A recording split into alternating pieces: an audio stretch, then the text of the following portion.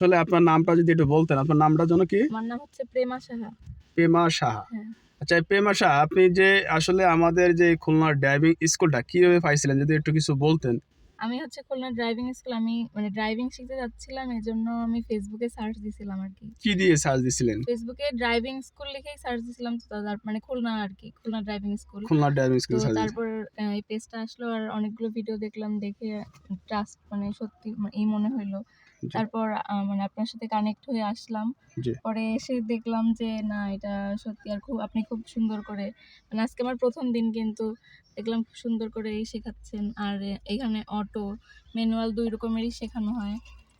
আমি আসলে অটোটাই শিখতে যাচ্ছি ফার্স্টে। তো দেখি আর কি হয়। হ্যাঁ, কি হয়? কিন্তু আসলে আপনার তো একটু ভয় লাগতেছে হ্যাঁ, নাকি? হ্যাঁ। না, একটু লাগতেছে একটু আরকি। লাগতেছে, আজকে নতুন হিসেবে একটু হ্যাঁ, ভয় হ্যাঁ। লাগতে পারে। কিন্তু সমস্যা নাই। আপনার আসলে আপনার আবার সাহসও আছে আমি দেখছি। হুম, কারণ অনেকে দেখছি স্টার্টিং এ এসে কিন্তু ভয় পায় যে এখন আমি সর্বোচ্চ নতুন হিসাবে আসলে কি করব? হুম। আসলে আপনি এখন তো ড্রাইভিং সিটটা তো আপনি অ্যাডজাস্টিং করে নিছেন নাকি? হ্যাঁ, হ্যাঁ। ড্রাইভিংয়ের সিটটা কেন অ্যাডজাস্টিং করা লাগে? এটা যদি কিছু বলতেন। ড্রাইভিং সিটটা কেন অ্যাডজাস্টিং করা লাগবে? মানে আমি যদি ভালো করে শিখতে চাই, ভালো করে চালাইতে চাই, তো সিটটা যদি ভালো করে না বসতে পারি, তাইলে তো ভালো করে চালাইতে পারবো আপনি না। যদি ভালোভাবে সিটটা অ্যাডজাস্টিং না হ্যাঁ, করতে পারেন তাহলে আপনি কি পারবেন না? আপনি চালাইতে পারবো চালাইতে না। পারবেন না, কিংবা হুম, আমার বসার যদি আনইজিলি হয় তাহলে আমি যে জিনিসটার সাথে হুম, আমি গাড়িটা চালাবো, যে আপনার এতে অ্যাক্সিলারেটর, বিতে ব্রেক, হুম। আ এগুলো এগুলোর ঠিকমতো সাথে আপনি কন্ট্রোল। ফেসটা ঠিক করতে পারবেন না। তারপরে হুম, আপনার গাড়ি কিন্তু এলোমেলো চলবে। হ্যাঁ, সেটাই। আসলে আপনি যে এইখানে আপনার অটো গাড়ি সম্পর্কে যে ধারণা কিছুটা অনেকটা মনে হয় জানেন না। হুম, আর অনেকটা কিছুটা ধারণা আজকে হ্যাঁ, তো অনেক নতুন হিসাবে হ্যাঁ, শিখলেন। নতুন হিসেবে কিংবা এর আগে আমাদের আব্দুল্লাহ ভাই ক্লাস করছিল, আপনি হুম, দেখছিলেন। হ্যাঁ, আর আপনি এখানে শিখতেছেন। তা আসলে আপনি যে, যে নামগুলো আসলে বেসিক যে নামগুলো যে গাড়ির সাথে যেগুলো ফেসও লাগে, হুম। আসলে এই নামগুলোর সাথে তো আসলে আপনি পরিচিত না তেমন একটা। না, সেরকম পরিচিত না। তাহলে আপনি এই নামগুলো সম্পর্কে যদি একটু বলতেন, এই যেটা ধরে রাখছেন এটার নাম কি? এটার নাম হচ্ছে স্টেডিং। স্টেটিং। স্টার্টিংটা ধরতে হবে কিভাবে? আপনাকে এই যে দেখাইছিলাম। এইভাবে। না, না, এইভাবে না। উপরে আরকি। এই যে এইভাবে ধরাটা হুম, সুন্দর আছে। এইভাবে ধরার নিয়ম কিন্তু আপনার। হুম। আসলে স্টার্টিং এর সামনে যে বড় যে কালো বড় জিনিসটা ওটার নাম এটা কি? হচ্ছে ড্যাশবোর্ড। ড্যাশবোর্ড। কই সেই ড্যাশবোর্ডটা একটু এই যে দেখান। এটা। এই তো সুন্দর। এটা তো আপনি জানতেন না। না, এটা আমি জানতাম আর না। এটা কি জানা দরকার? হ্যাঁ, অবশ্যই। এটা সবারই কিন্তু আসলে জানার দরকার। কেন জানার দরকার? গাড়ি চালাইতে হলে এটা তো গাড়ি চালাতে জানতেই দিলে এটা হবে। প্রয়োজন। কারণ হুম, ড্যাশবোর্ডের পর কিছু যদি রাখে, কিন্তু কেউ যদি কিছু এখানে রাখার হয়, তারপরে যদি অনেকে বলে যে ড্যাশবোর্ডের পরতে এই জিনিসটা আমাকে দাও তো। তখন কিন্তু এই হুম, সম্পর্কে যদি আমি না জানি, তাই তখন আমাকে বুঝতে হবে যে ড্যাশবোর্ড মানে কি? হুম, এরকম হয়। আসলে এই যে ড্যাশবোর্ডের ভিতরে যে মিটার আছে, এই মিটার সম্পর্কে যে ৪ টা মিটার দেখা যাচ্ছে কাটা, এই ৪ টা সম্পর্কে আপনার কোনো আইডিয়া আছে?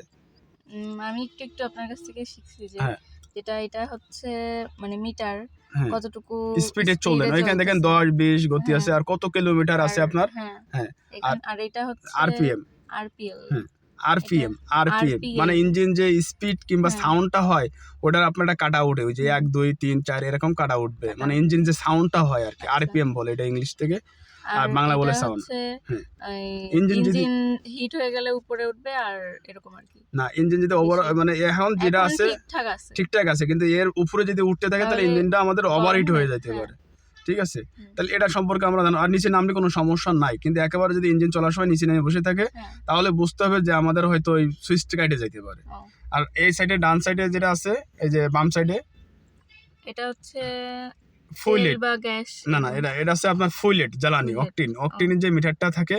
আর সেটা। এখানে দেখেন একটা কালো মতো সুইচ আছে। দেখছেন? ওই এটা মিটারের হ্যাঁ, ভিতরে। হ্যাঁ। আর ওইটা এখন চাপ দেবেন না। ওইটা হলো আমরা যে নিচে যে আমাদের কত কিলোমিটার আছে দেখা যাচ্ছে। হুম, ওই যে দেখেন নিচে কত ১০০ কিলো না কত কিলো? ১০৮ কিলো নাকি কত দেখা যাচ্ছে? এই যে, কোনটা? এটার ভিতরে।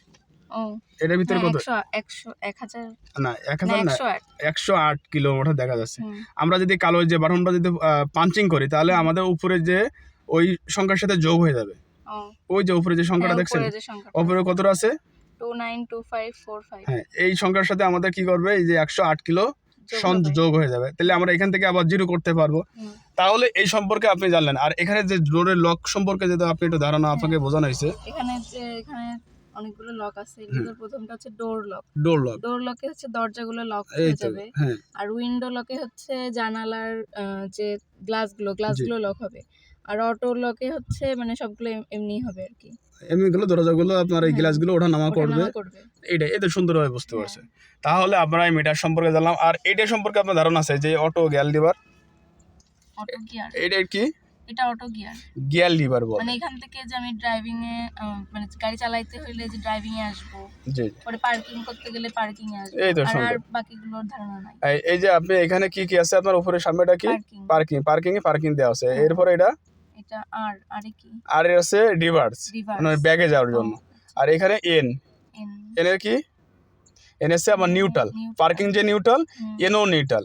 আর এটা কি আমার রিভার্স মানে পিছনে যাওয়ার জন্য। আর এটা আছে কি ড্রাইভিং, মানে ডি তে সামনে যাওয়ার জন্য, এটা টু তেও ড্রাইভিং। আর এটা আছে কি এলেও বাদে ড্রাইভিং। তাহলে এই যে ড্রাইভিং সম্পর্কে আমাদের কি করতে হবে, জানতে হবে। আর এটাই আমাদের নাম কি, হ্যান্ড ব্রেকার। আর এই হ্যান্ড ব্রেকটা এখন কি আছে, ওঠানো আছে, ব্রেক করা আছে। এটা সম্পর্কে আমাদের কি করব, ধারণা নেব। আর এখানে আমাদের কি আছে, এটা আছে সিট বেল্টের কি, সিট বেল্ট লাগানোর যে লকটা। তাহলে আমরা এই সম্পর্কে অনেকটা আমরা কি করবো, ধারণা নেব কিংবা বুঝবো। আর এই সম্পর্কে আমাদের জানতে হবে। কেন জানতে হবে, যে এই সম্পর্কে আমরা না জানলে আসলে আমরা সামনে জিনিসগুলো ফেস করতে পারবো না কিংবা জানতে পারবো না। আর এখান থেকে যদি না শিখতে পারি তাহলে আমরা কি করতে পারবো না, আমরা সামনের থেকে কি করতে পারবো না, আগাতে পারবো না। কারণ এই ভুলগুলো যদি টিচার না শেখায় কিংবা অনেক না শিখি গেল, এই জিনিসগুলো সম্পর্কে আমরা ব্যবহৃত করতে পারবো না। ঠিক আছে, আপনাকে অনেক অনেক ধন্যবাদ। আর আপনার সাথে তো আজকে আপনার বাবাও আসছে নাকি? যাক, এরম যারা শিখতে চায় সমস্যা নেই, গার্জিয়ান নিয়ে আসলেও কোনো সমস্যা নাই, আর একেও আসলেও কোনো সমস্যা নেই। আমাদের খুলনা ড্রাইভিং স্কুলে সুন্দরভাবে তাদের বোঝানো হয়, জানানো হয়, আর সুন্দরভাবে সবাই শিখবে। ঠিক আছে, অনেক অনেক ধন্যবাদ আপনাকে।